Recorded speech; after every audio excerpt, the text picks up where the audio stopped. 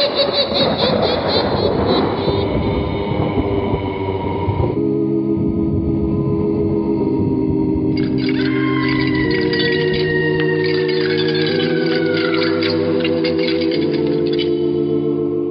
Mysterious Old Radio Listening Society podcast.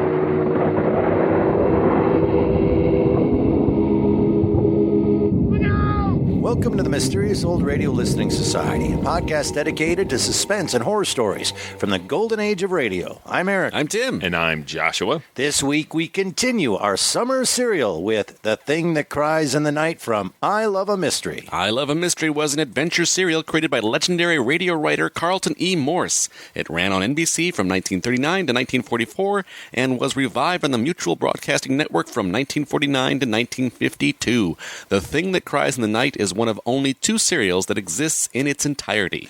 I Love a Mystery famously pushed the envelope of what was acceptable in a radio serial aimed, at least in part, at children. According to Jim Harmon, author of The Great Radio Heroes, the program seemed to be especially designed to outrage the PTA, Mothers of America, and whiten the hair of child psychologists. The monsters and murderers were not cleaned and prettied up as on television and contemporary comic books. Even the heroes were hardly symbols of purity and justice. The show became extremely popular with people of all ages. In fact, during its heyday, a prisoner on death row requested a stay of execution by 1 day so that he could hear how one of the series ended.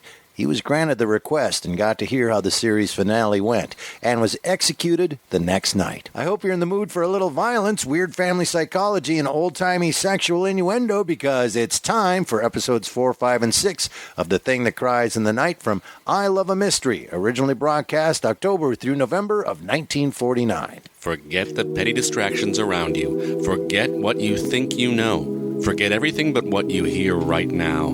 It's late at night and a chill has set in. You're alone, and the only light you see is coming from an antique radio. Listen to the sounds coming from the speaker. Listen to the music, and listen to the voices. The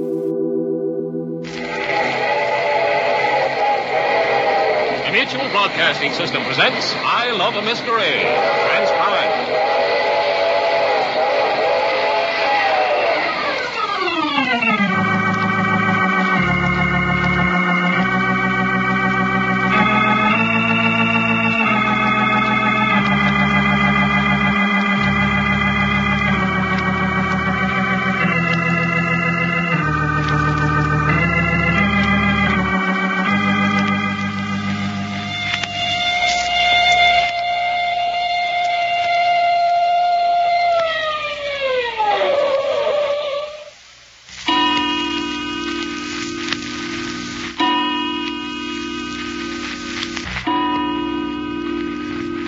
Well, I don't mind telling you. The more I see of this setup, the more I wish we'd gone on about our own business. Jock, that isn't like you.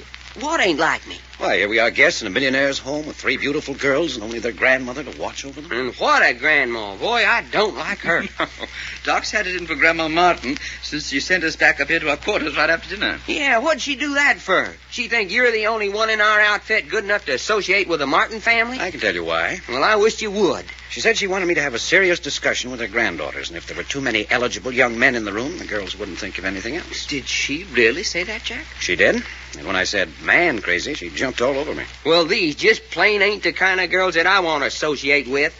Not from what I seen of them. She ain't got nothing to worry from me. Well, they have money. And so have we. $25,000 reward money. And what I want to know is why we don't ditch this joint and get to spending it. That'll have to wait. Yeah, on what? On the solution of the trouble that's breaking about this old grandmother's head. Well, that ain't our hard luck. I'm afraid it is. Now. Why?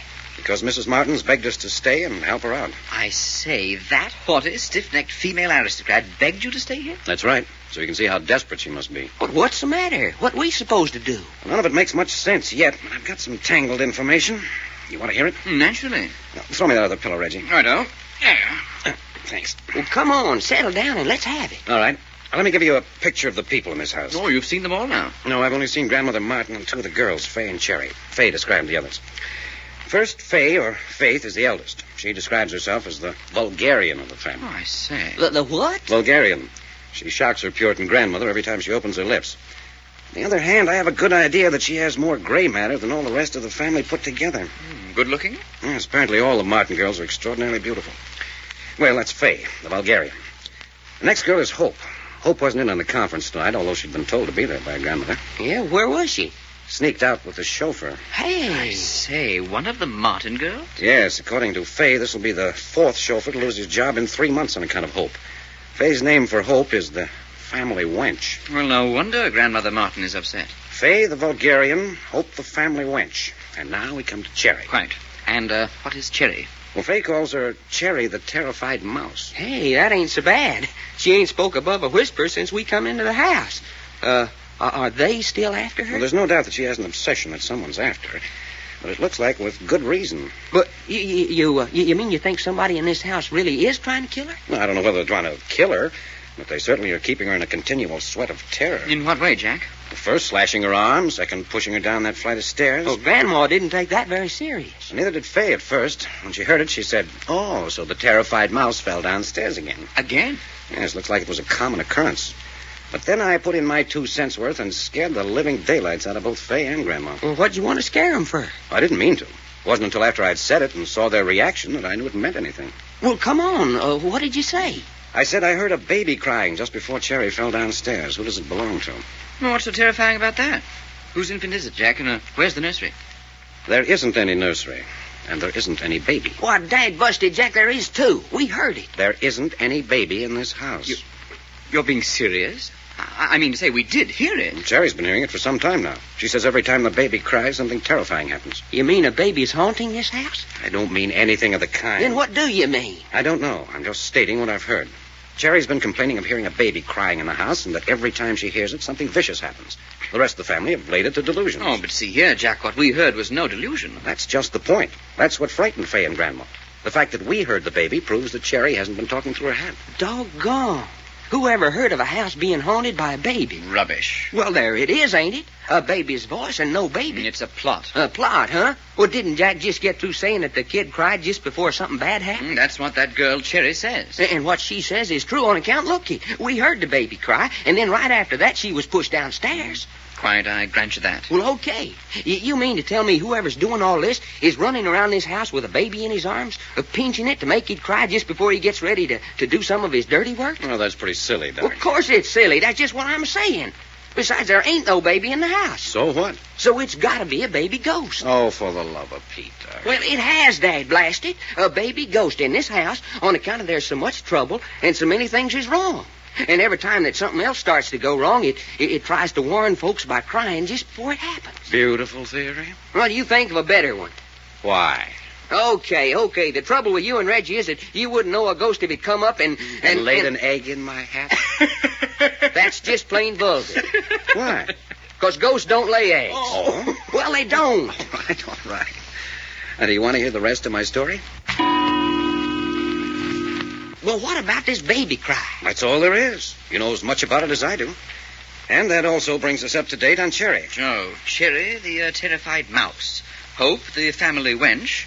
And Faye, the Bulgarian. And the last on our list is Job. Oh, that's a brother, huh? Yes, in age he comes between Faye and Hope. According to Faye, he's the one who's breaking Grandmother Martin's heart. And has Faye a name for him, too? Yes, Job the good-natured drunk. Drunk, huh? And what does Grandmother Martin say about that? She tried to keep his name out of the conversation, said he was the only one worthy of the family name. Faye, on the other hand, says he's never sober and has been taken by every crook and confidence man in Hollywood. Just a never-ending easy mark, huh? Looks like it. And Grandma's always paying out and covering up for him, for the good of the name of Martin. Well, when are we going to meet him? I don't know. When he comes home, I suppose. Where is he now? I tried to find out. No one seemed to know. Faye suggested some night spot with a well-stocked bar. I say, nice boy. Company. Sit still. Listen. What's the matter, Jack? Nothing.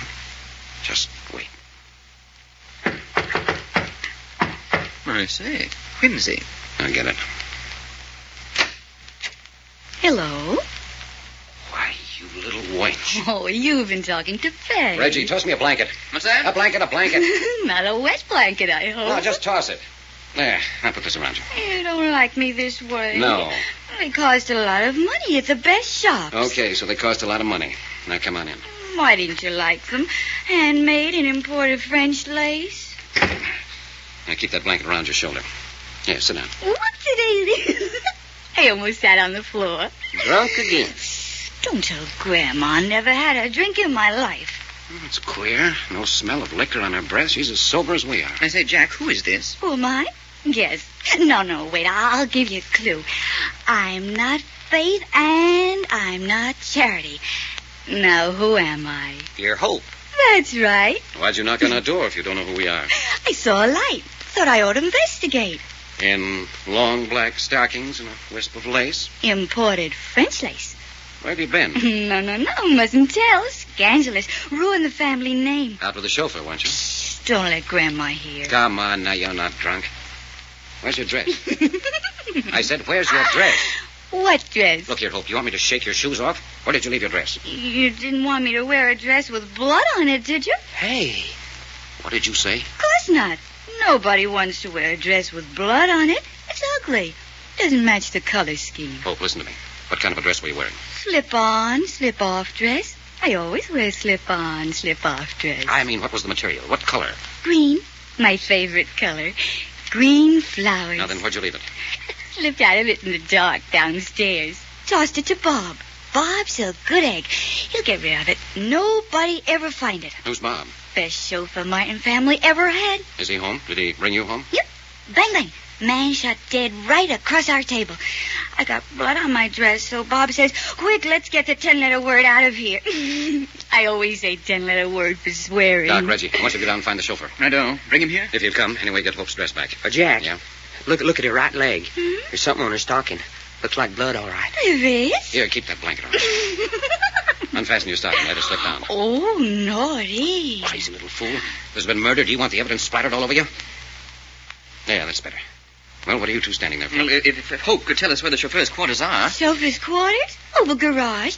Chauffeur's quarters always over garage. Righto. Come on, Doc. Yeah, okay. Hey, what's that? Listen. The baby. The baby. The baby. Stop that. Jack, there's just got to be a baby in this house. Jack, I say, which way did that scream come from? Down the stairs. Well, come on. The baby, and then something happens. Down the stairs, this way. The baby, and then something happens. The baby, and then saying something that, Doc. happens. Something happens. Oh, there she is. There in the chair. I say, who is she? This is Faye. Faye, what's the matter? Up there by the hall entrance. He's dead. He's dead. Dead? Who's dead? The chauffeur. The chauffeur. And he's got Hope's dress. All over with blood.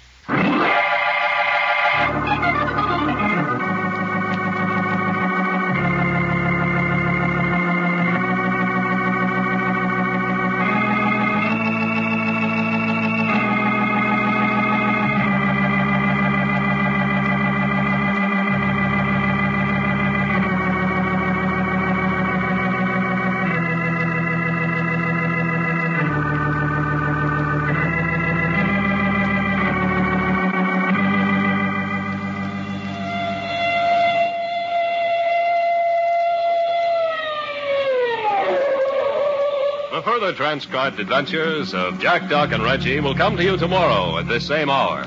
I Love a Mystery, written and directed by Carlton E. Morse, comes to you Monday through Friday, featuring Russell Thorson as Jack, Jim Bowles as Doc Long, and Tony Randall as Reggie York. Frank McCarthy speaking.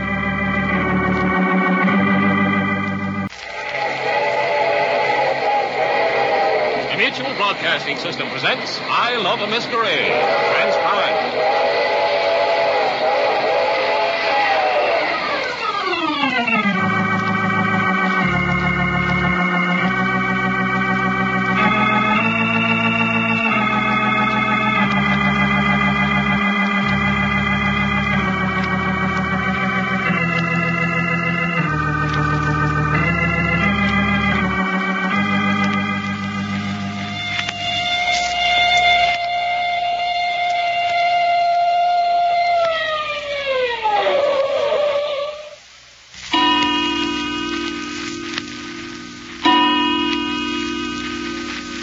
People are so dead when they're dead, aren't they? Not a very suitable sentiment for the occasion. No, don't touch anything.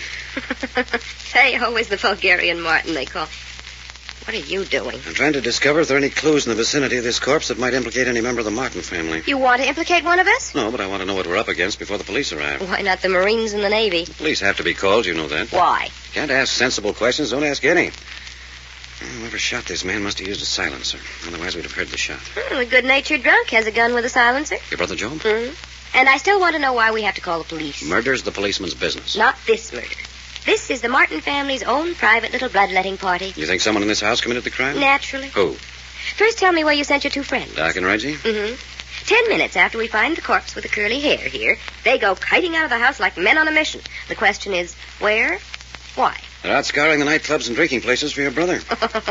Job isn't worth it. Worth what? The trouble you're taking to find him. I want to know where he is and what he's been doing tonight. I want witnesses who will swear that he hasn't been near this house all evening. Why?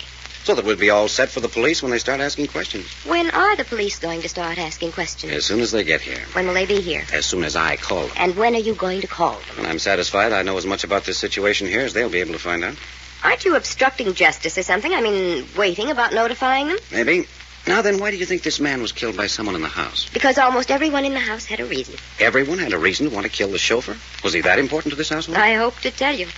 Bob the chauffeur, now Bob the corpse, was putting the screws on the Martins. In what way? Well, let's start at the top of the list and work down. First, Grandma. Blackmail to hush scandal concerning Job and Hope. What sort of scandal? Job and a girl.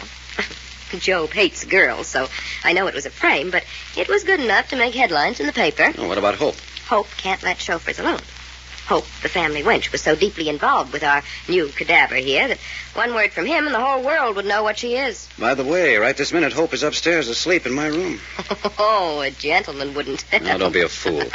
We left her in our room and we heard you scream and rush downstairs. Went up a few minutes ago. She'd crawled into my bed and was fast asleep. Maybe you'd like to explain to her elder sister what she was doing in your room in the first place. She knocked on the door. I opened it, and there she stood in a wisp of lace and a pair of black silk stockings. You mean the dress this thing was holding in its hands when I found it down here was the dress Hope had been wearing this evening? That's right.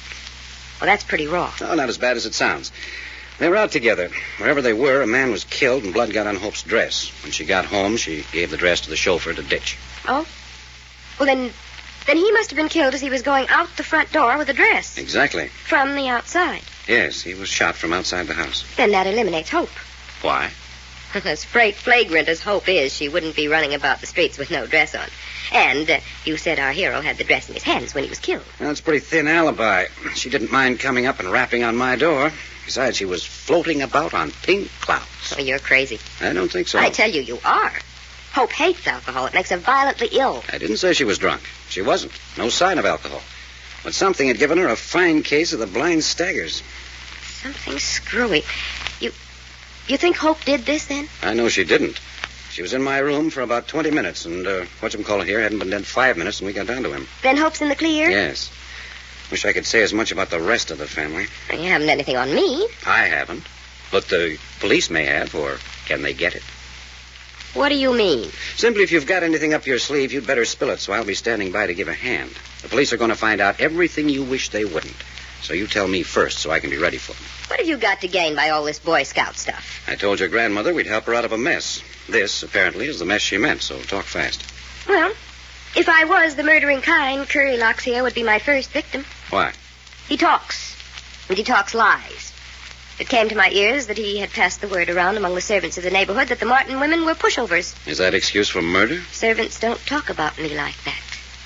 Not even if it were true, they don't. But you fire servants, not murder them. Not if the servant has a death hold on the family and you can't get loose. You're referring to his hold on Job and Hope? Mm-hmm. He had nothing on you personally? No. Uh-huh. Now then, where were you during the time of the murder? I don't know when the murder was. All right. Where were you 15 or 20 minutes before you found the body? I was down in the furnace room. At this time of night? Mm-hmm. Why? Burning some personal letters. Go on. That's all. Just burning some personal letters. You think you can tell the police you were down in the basement at 9 o'clock at night burning personal letters and stop there? If that's all there is. Oh, you're smarter than that. What did those letters have to do with the chauffeur and his sudden demise? Why, nothing. You're not making a very good representation for yourself. I'm not trying to. I'm just telling the truth. But not all the truth. Enough. Very well, you were down burning letters. Then what? I was just coming back up to the main floor when I And I heard a baby laughing and cooing. Oh, you heard the baby. Yes, what does it mean? Your sister Cherry says every time the baby is heard in this house, tragedy occurs. She certainly hit it on the nose this time. Yes, didn't she? By the way, doesn't it seem a little strange to you that with your screaming when you found the body and all the running about the house that's been done since then, your grandmother and Cherry haven't been aroused? Grandmother and Cherry's rooms are on the 3rd floor. They couldn't hear? No. Well, don't you think your grandmother ought to be told before I call the police? I don't know. I think she should. Why? Well, after all, she's head of this house. She should have some say as to what the police are told. There's going to be an awful scene when she finds out. Nevertheless.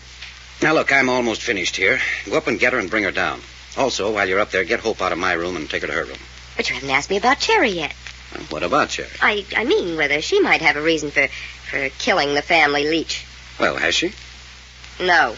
Great. Now, will you go? And Job. I know all about Job I need to know for now. Oh, wait, there is one thing about Job. You say he has a gun with a silencer? Mm-hmm. You know where he keeps it? Yes, in his bureau drawer. While you're upstairs, look and see if it's there. Yes, if you think that... I don't think anything. Now, go on. There's something I've got to do, and I don't want you here when I do it. You mean Hope's dress? Never mind. What are you going to do with it? I didn't say I was going to do anything with it. But you are. Well, what you don't know, you can't tell. Now, go do the things I've told you to. All right, but hurry. Grandma'll be down here 2 steps at a time the minute she hears. Oh, the furnace is a swell place for Hope's dress. I think they call it destruction of evidence. Sorry, old boy, but I need this dress more than you do. Didn't I tell you? Oh, it's you. I'm Cherry. Don't you remember me? Why aren't you in bed? They're in my room. Who's in your room? They. Look what they did to me. What do you mean? On my shoulder. Right through my pajamas. Well, you're bleeding. I know it. You mean someone came in your room and slashed you? Yes. Here, let me see. Uh-huh. Exactly like the cut on your arm. Sometime they'll get tired of frightening me, and then they'll kill me. Didn't I tell you? Didn't you tell me what? That every time the baby cries, something dreadful happens. The baby didn't cry. It laughed. I know. That's because one of our enemies was killed. What do you mean? When it's an enemy, the baby laughs. When one of us is in danger, he cries. You're getting just a little wacky on the subject of babies, aren't you? No, it's true. You wait and see. Now, look, Jerry, you go up to my room and wait for me. I'm busy. As soon as I've finished, I'll come up and put a dressing on that cut. I hope the baby doesn't cry anymore tonight. I can't sleep when he cries. If you don't get... Wait a minute. Someone's out on the porch. Why don't you close the door? The body's right in the door. Can't move it until the police come. Hold it. Pardon me? My hair. I thought this is where I lived. It's Job. Inexcusable. Man must be pretty sophisticated when he walks into the morgue and thinks he's home. This is your home, Job. It is. Yes. What's this cadaver doing blocking up my doorway? He was just killed there. Oh. Thought it was a corpse trying to escape from the morgue. Shall I step over him? If you want to come in, I'm afraid you'll have to. Here, give me your hand. I'll help you over. Nice and friendly. I think I'm going to like you. There you are. Easy step. Not a very wide man. By the way, who are you? Name's Jack Packard. Are you by any chance the murderer? I'm afraid not. That's good. Nice job. Hanging's too good for you. Much too good. You think so, huh? Oh, I'm afraid I put it badly. But you know what I mean. Oh, Jerry. Hello? Friend of yours? No. Oh, thought maybe he was. Pajamas are such awfully bad taste in the company of a strange man. I'm scared. Poor little terrified mouse. By the way, would it be breach of etiquette for me to ask the name of the visiting corpse? He's your chauffeur. Not Bob the Bandit. Well, you seem pleased. Oh, frightfully. Who had the good sense to do it? We thought maybe it was you. That's a tribute. Great tribute. Should have. I never got around to it. A gun with a silencer was yours. Consider it murder. No noise. Don't disturb the neighbors. I understand you have such a gun. Oh, so I have. Where is it now? Upstairs in my bureau drawer. I hope you're telling the truth, Job. Yeah, I hope I am, too.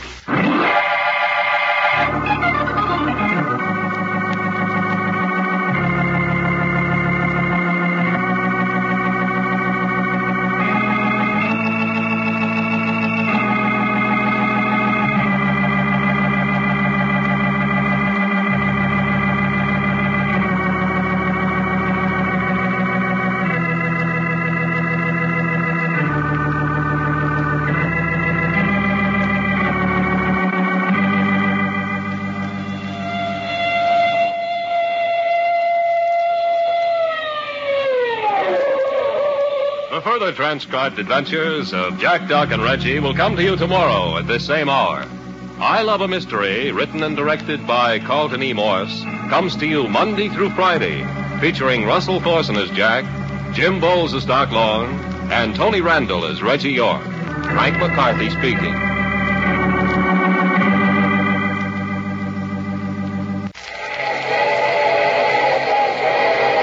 The Mutual Broadcasting System presents I Love a Mystery, transcribed.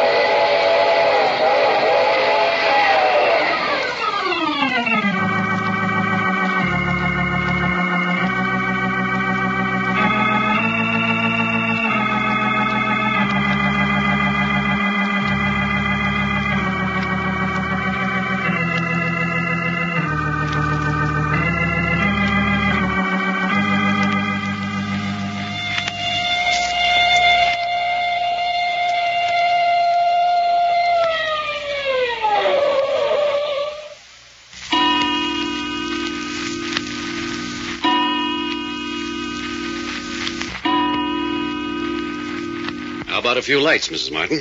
Nobody calls me Mrs. I don't like it. What then? If Randolph Martin isn't good enough for you, call me grandmother. Everyone else does. Very well. Grandmother Randolph, let's have some lights. Why? Unhealthy ideas grow in darkness. Unhealthy ideas. Murder's an unhealthy idea. What are you talking about? Murder is not in this house. You should know better than that. You saw one of its victims carried out of here last night. You, with the rest of your family, spent most of the night explaining your whereabouts to the police. Such a fuss over a chauffeur.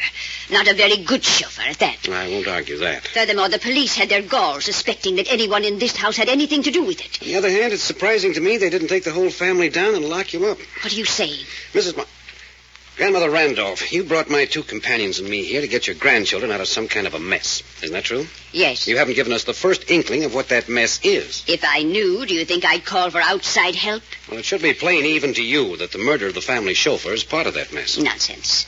The police themselves said that he wasn't really a chauffeur, but a member of a confidence ring working here in the motion picture colony. Nevertheless, he was killed in your house while in your employ. By members of a rival gang. Do you know what your chauffeur was doing last night before he came home and got himself shot? No. Yes, you do. If you know that, why do you ask me? You know that he was out with your granddaughter, Hope, and that he was killed less than 10 minutes after Hope said goodnight to him when they returned. The police don't know that. No. Neither do they know that your chauffeur killed a man in a drinking joint out at the beach last night. What's that? That he killed the man in the presence of Hope, and that the man fell across their table and bled on Hope's dress. That she gave the dress to the chauffeur to get rid of, and that he still had the dress in his hand when he was shot dead in your front door. How do you know this, if the police don't? I've had Doc and Reggie out investigating all night. They just got in half an hour ago. They're up getting some sleep now. But why don't the police know? Because the resort where your chauffeur killed his man was a hideout spot for shady characters. Now, don't worry. They'll find out in due time. My granddaughter, Hope, was in a hideout for criminals? Yes, I want to ask her about that myself. Who was the man he killed? Now, you can read all about that in the paper. Some gambler. They found his body in one of the canyons out on the way out to Malibu Beach. And shortly after he killed this gambler at this place, my chauffeur himself was killed in my doorway. That's right. Then doesn't that prove it was somebody outside, someone revenging himself for the death of the gambler? There's that possibility, of course. You seem very anxious to connect this murder with my family, Mr. Packard. No, I hope you're right. But there are too many suspicious things going on in this house. The center of all the trouble is right here. I'm sure of that. I've noticed nothing suspicious. That's not true. You just got through saying the reason you brought Doc and Reggie and me here was because you were uneasy. What have you noticed? Well, first, your eldest granddaughter, Fay. She talks loud and vulgar and pretends to be vastly amused. But she's frightened. Fay, frightened? Last night, she took some private papers down to the basement and burned them. Why? I don't know. Neither do I, but I intend to find out. Then Hope.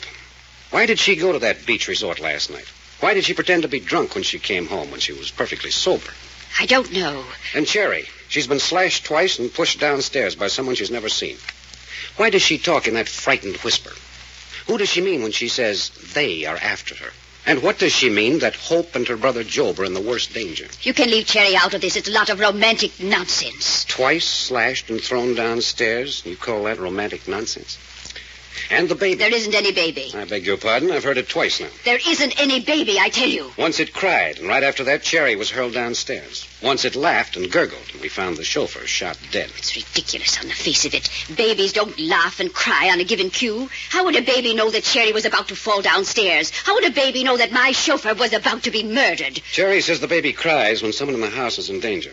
That it laughs when some enemy of the house is in danger. Cherry's a little fool. And protestations don't change facts. And facts indicate that something pretty vicious, something cold and calculating and terribly cruel has been unleashed in this house. You're trying to frighten me. No, I'm not. I'm reporting to you as my employer, what I've found. And now let's discuss your grandson, Job, for a moment. Indeed we will not. Yes, we will. Because Job owns a gun with a silencer on it. And it was a gun with a silencer that killed the chauffeur. Job wasn't even home. So he says. But the gun has disappeared, and the chauffeur was killed with the same caliber gun as the one Job possessed. The police don't know? No, the police don't know this. But I do.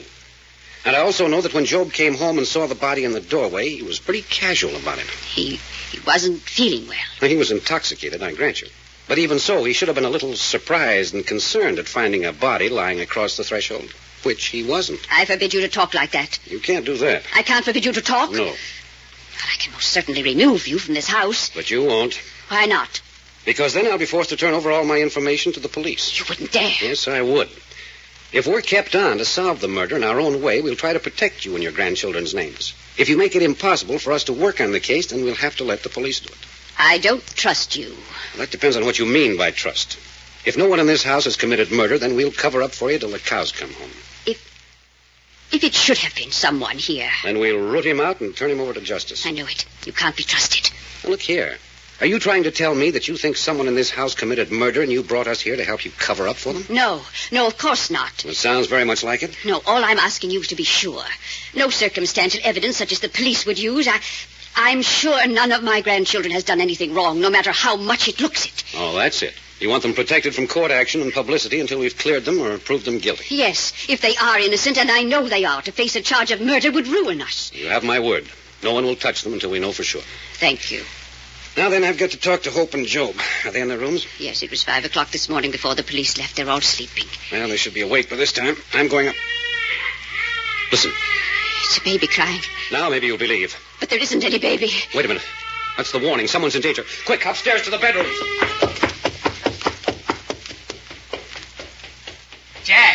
Jack, did you hear that? The baby. I know it. Come on, Doc. Help me. Look in all the bedrooms. You bet. Whose room's this? That's Faye's room. Don't bother to knock. Hey, what's the idea? Can't a girl go to bed in this house? Nope, she's all right. What's the idea of raiding a girl's bedroom? The baby. Someone's in danger. It's a baby. Don't leave me. Don't leave me. Hey, wait for me. This is Job's room. Doc, run up the third floor and look in Cherry's room. You bet you, on the run. Yeah. Well, this is my old friend from the morgue. Oh, so you're up and dressed. You all right? It never better in my life. Have a little drink? Aren't you ever sober? Didn't you hear that baby crying? I dreamed about a baby last night. Red hair. She was in a French bikini bathing suit. Nuts. Is Job all right, is he? Drunk. Which is Hope's room? This way. This way. It's either got to be Hope or Cherry. This room. What's that smell? Chloroform. Get those windows open. Look, the pillows over Hope's face. Get that window open. Do you hear me? Yes. Is she dead? Is she dead? No, she's alive. But she looks so white. Get out of the way. I'm going to lift her out of bed and take her over that window. What shall I do? Just get out of the way. There. What is it? What's the matter with Hope? Somebody tried to kill her with chloroform. Faith, haven't you an ounce of modesty? Go get something over that nightgown. But, Grandma, they tried to kill Hope. Get something on over that nightgown. Oh, horse feathers. Here, put this blanket around before I smack you. Apparently my modesty is more important than Hope's life. Now then, Mr. Packard. Forget it. She's going to be all right. What's this nonsense about chloroform? Use your nose. Another 15 minutes, you'd have been minus one granddaughter. Here, put this blanket around Hope. What's the matter with you? Your granddaughter near death, and all you can think about is my seeing her in pajamas. I'll keep my granddaughters modest if this house falls down around my ears. Greetings and salutations, Grandma, old girl. Joe, go back to your room. What? Mr. Fun? Joe, you're in no condition to be here. Go back to your room. What's this? Love in our midst. The man from the morgue holding the family wench in his arms. Huh? Joe, you're impossible. Hope is almost chloroformed. She's unconscious. Oh, no, not Hope. She's only playing dead. She likes it. Get that drunken fool out of here. Please, Job, come with me. Poor, pathetic old grandma. Have a lot of trouble with your family of rats, don't you? Job, be a good boy. All right. Bye-bye, man from the morgue. Great old house we live in, isn't it, Grandma? The Martin family at home. Doesn't your brother like Hope? He adores her. She's his favorite sister. Funny way of showing it. Nothing gets under his skin when he's in that condition. It seems to be all the time. Look, how is she? Better than I hoped for. It'll take her 3 hours to sleep off the effects of the chloroform. Now we can put her back in bed now. One of her feet is there, so look the other way. Your grandmother's a little touched on the subject of modesty, isn't she? I think she must bathe in long underwear. There. I'll just cover her lightly. Jack, look what I got. Poor little feller. Jerry, what's the matter with her? She's unconscious. This is just like I found her. Now lay her down. Let me see her. Looky at her. Clothes doggone near tore off her. Oh, look at that bruise on her leg. Here, she's bleeding on the back. Turn her over. Yeah, I know it. There. Oh, what happened? What happened? Hey, Jack, look. She's been slashed again. Yes, 3 times, right above the hip. Not deep. Like it'd been done with a safety razor blade. You Martin girls are certainly unpopular with somebody. Ain't it the truth? Murder sure is on the loose in this man's house.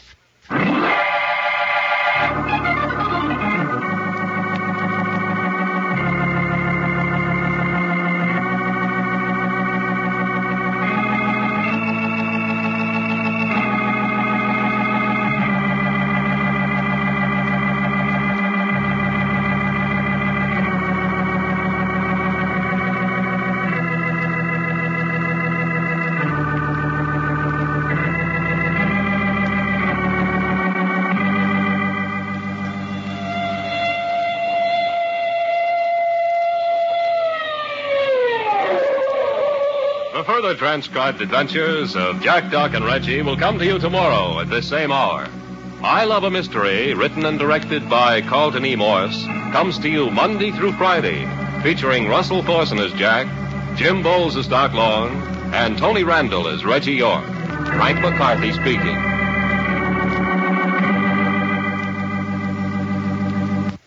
Listeners, I'd like you to hear a letter from a 4-year-old girl. The little girl is a French youngster, and I can tell you that our writer and producer, Carlton E. Morse, knows that it comes from the heart. Perhaps you'd like to tell us why you know Mr. Morse. All right, Mr. Thorson, but I'd like first for Mr. Randall to read the letter just as it was written. How about it, Tony? All right. Dear Papa, I want all the children to be happy for Christmas as I am. Will you please help me get presents for them? Your little Jacqueline.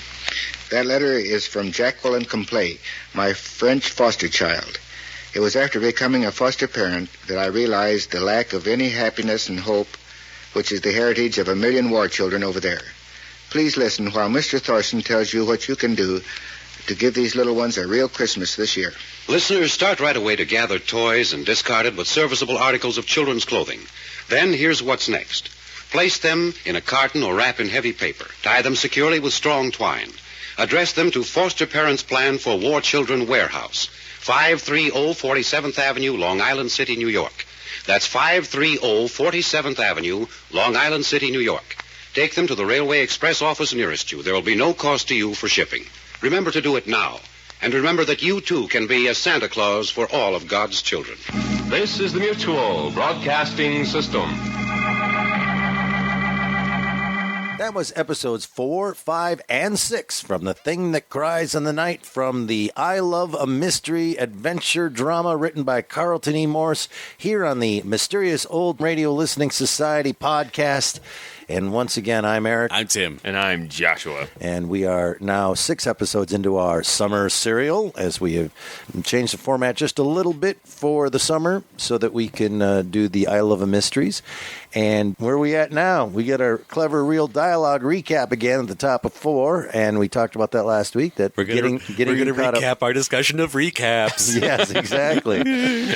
But what's great here is that we have 2 characters that have not experienced the last episode. Right. So we are getting a recap, yet we are also getting to hear these very distinct individuals' take on it. And this is a highlight to me, is Doc's ideas about the baby. The fact that it has to be a baby ghost. We're being haunted by a baby ghost.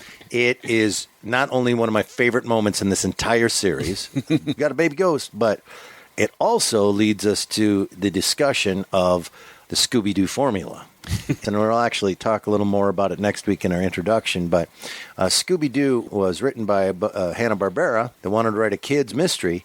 And the guys writing it were all fans of I Love a Mystery. And Morse had a very distinct way of writing things. And that was write yourself into a corner till you, as the listener or viewer, have no choice but to say, well, that's it then.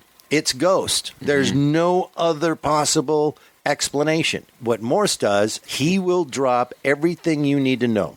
When you get the reveal from Morse, you never go, well, how were we supposed to know that? You were given almost every single thing you needed to solve this, or at least make it extremely plausible. Unlike Scooby-Doo, where everything was this, that, this, because they only had 22 minutes, and then it was a guy in a mask. That whole idea Spoiler. that it has to be a ghost, has to be a ghost, has to be a ghost. Oh, it's all explained away. But I love how Doc in here has logic that belittles the idea that it isn't the ghost. You mean there's a fella running around with a baby in his arms, pinching it to make it cry just before he pushes somebody down the stairs. Yeah, right. It's a ghost. Moron. Yep. Well, it stood out so much of the ghost baby like it's genus. Like, well, we'll go get the ghost baby book. Just look it up. Yeah. You're about to see the rare and gentle ghost baby in its natural habitat. Let's talk about that for a second. This terrifies me. That's more than scary. That's just creepy. Please, God, don't let me see it. Hearing it is bad enough, but like, hey, how's it going? It's so evocative of... Is it a revenge sort of haunting? This is a really angry baby coming back for revenge? Or did you miss the heaven bus? When someone says ghost baby, for some reason I think like it is the actual product of a male and female ghost who loved each other very much. That's what it conjures up to me, not like a baby who died and came back. I don't know why. No. See, now you got to think about it the other way because it's scarier. You're right. The other one's awesome, though. Oh, I missed the joke. It's not heaven bus, it's limbo bus. Just going back for one. Honestly, doesn't it creep you out when this thing cries? Yeah, no, it's definitely an eerie sound. I think it's one of those things, if you think too much about it, though, my brain goes to comical things. I think it's Doc, because I found him so funny, which I don't think is a bad thing in suspense, is to sort of scare you, then sort of make you laugh and loosen up a little bit, and then get tense again. And I think Morse intentionally uses that comedy to sort of knock you around a little bit and not know whether you're going to be frightened or laugh. We talk a lot about things that scare us in old-time radio, of the distant, unseen noise. House in Cypress Canyon. There's others. Poltergeist had a disembodied voice. The Horn had a disembodied voice. Oh, the Horn, right? The Horn in the distance. Oh, the Horn. We've talked about this, I don't know, on air or off, but how lonely, foreboding, there's so many adjectives, scary, a distant train whistle can be. And it has something to do with people either leaving or arriving your town. I don't know what it is.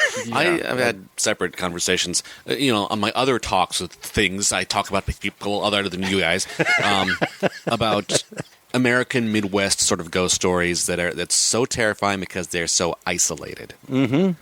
It's being so cut off from the normal world. I was just looking at a picture the other day of a guy in his, sorry, farm people, I don't know, the machine in the field. But it's a faraway shot, and there's nothing around him but crops. And he's in the thing that's doing whatever it does to the field, the machine. And to me, I'm sure a lot of people are like, fantastic. To me, it's terrible. It seems so lonely and cut off. And look, if I break my leg, I'm dead. Right. As far as I can see in this picture, there's no goods and services anywhere.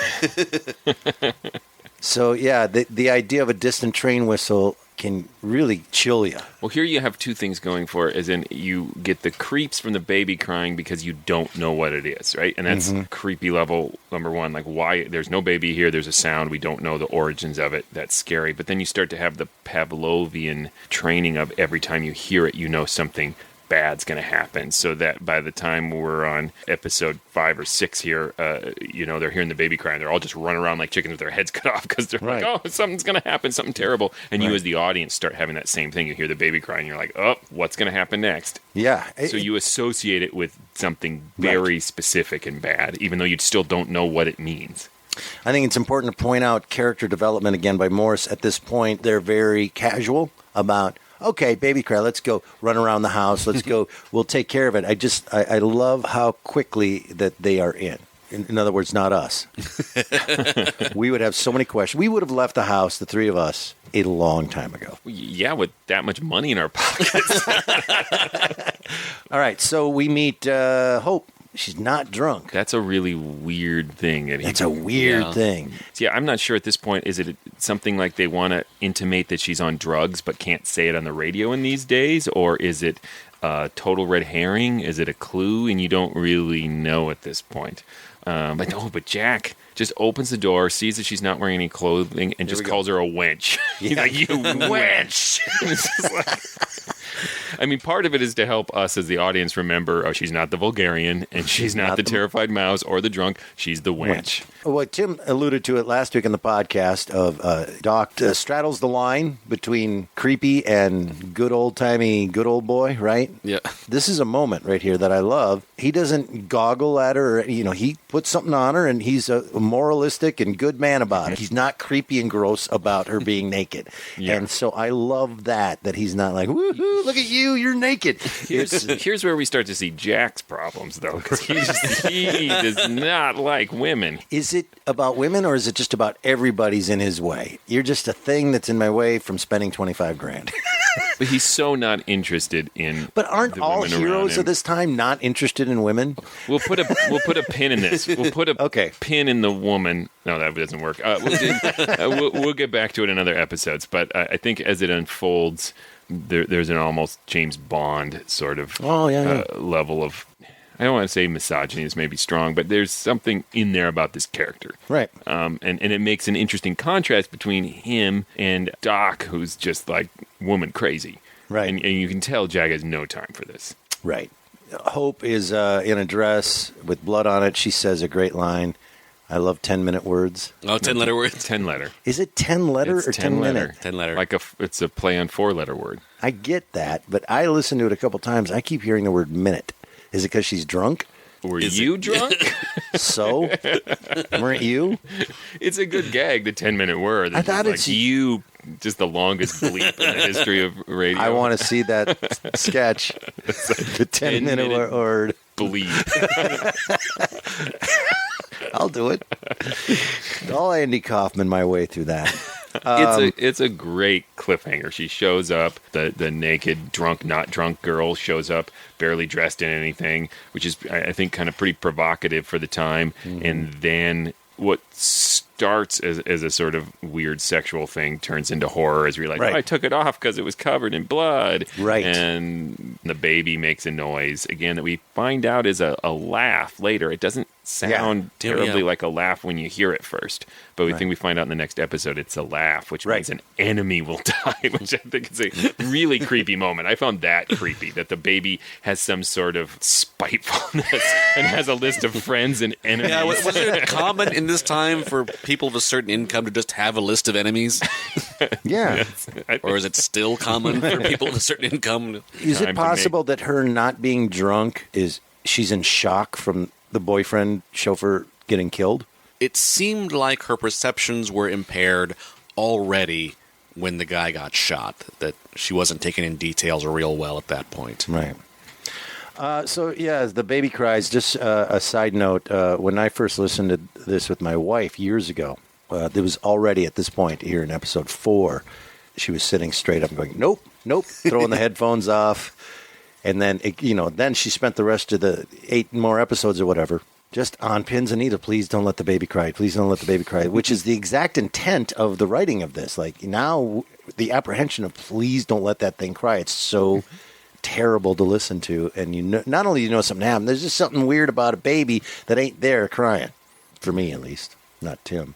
No, I hear it all the time. Episode 5, chauffeur's dead. We catch up with Faye. I love the idea that Jack is just going to go through the crime scene first, make sure he has what he needs and wants.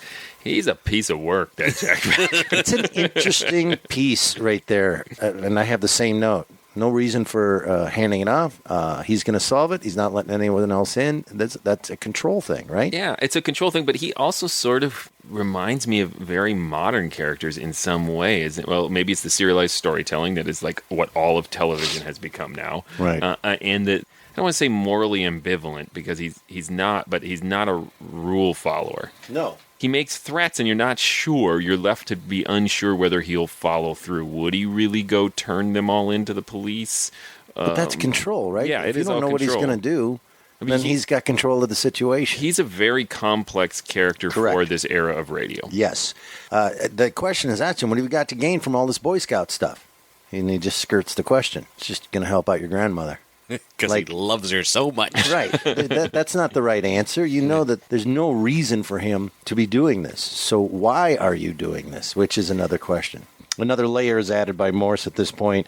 More questions and answers keep being written in. That Faye is burning letters in the furnace. Mm-hmm. It's not her lying badly. It's literally written and acted like, yeah, I'm not going to tell you. Yeah. And then that leads to that nice conspiratorial moment when Jack wants her to go away because he wants to do something without her seeing. And she's like, if you want to get rid of the dress, there's that furnace down there. Right, she knows. Where I was burning that thing I'm not going to tell you about. Right. I love that Faye calls him out on what he's doing. Yep. Hey, so, I don't get to know. By the way, the furnace is on. And Job shows up. Well, no, before Job, Cherry Just shows up out of the bushes. Yes. Just emerges from the wall, yes. Just emerges from the wall. Scares you. He's like, Wall. okay, got to get rid of this body. Hi. Ah! Blam, blam, blam, blam. Sorry, Jerry. You shouldn't just sidle like that. The end.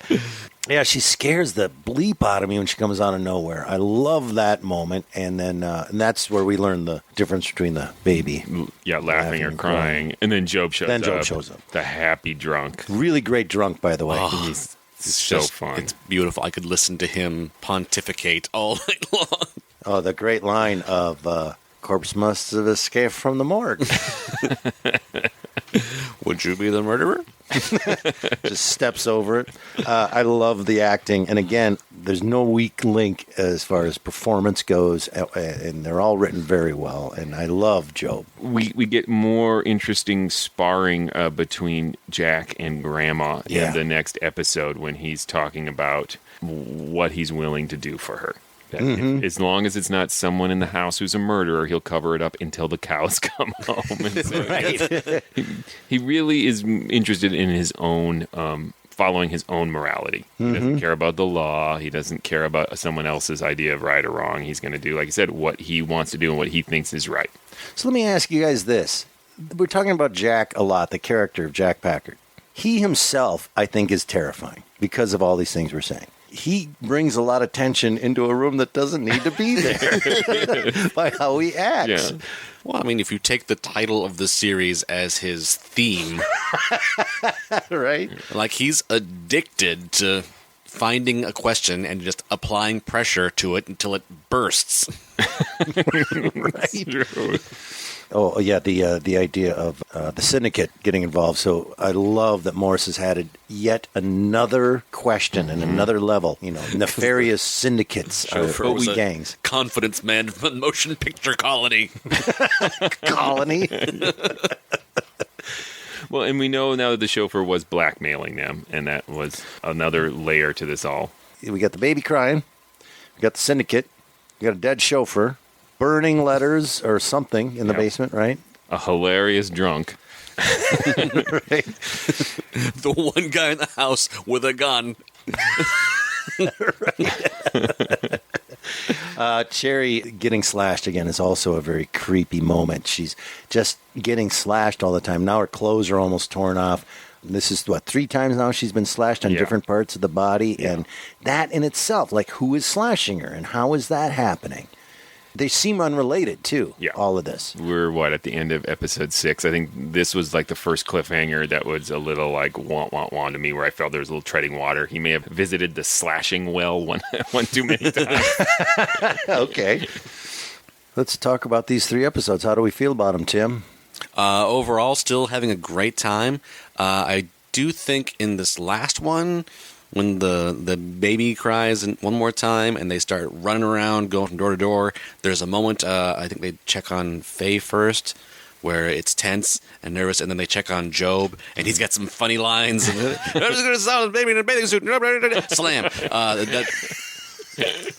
That's a little. I forgot about that. It's a little bit of farce there. I love the farce of that because it establishes in my head what the house looks like. Do you know what I'm saying? Like Yes. they're going door to door, and I've got a vision of where they are. He's moving so fast, though. Like, I only got a little time before the door closes. Zing! So small caveat, but still having a great time. Joshua? I'm still thoroughly enjoying it. I would say you get a little sag in episode 6, but episode 6 of a 15-part serial, if that's the first time where you feel like it maybe has a little bit of a repetitive cliffhanger, that's not bad. I've never experienced a serial that keeps the same tight energy all the way through, and 15 parts is a long time. So I'm still hooked, and we just did a checklist of the number of question marks and mysteries to keep you hooked. So right. I'm really still loving it. It's at this point with Morse's writing that I think, how is this all connected? And I love everything about it. Characters, acting, all of it. You are both completely wrong. There's no lag. You're a lag. All right. I love it. We're doing great. All right, Tim, where should they go to learn more? You should go to the internet, specifically ghoulishdelights.com. Once you're there, you'll find other episodes of this very podcast, and you'll also learn about the live shows we do, because we're going to be at the Minnesota Fringe Festival this August, if you're going to be around, local to Twin Cities. And we do live versions of old radio scripts. And if they'd please go to iTunes, right, Joshua? They could write a review. Tell us what you like about the show, what you don't like about the show. Just talk to us. We're lonely. Well, that's episodes now 1 through 6 so far of the 15-part series of The Thing That Cries in the Night from I Love a Mystery. Next week, we're going to hear episodes 7, 8, and 9. Until then... Look out!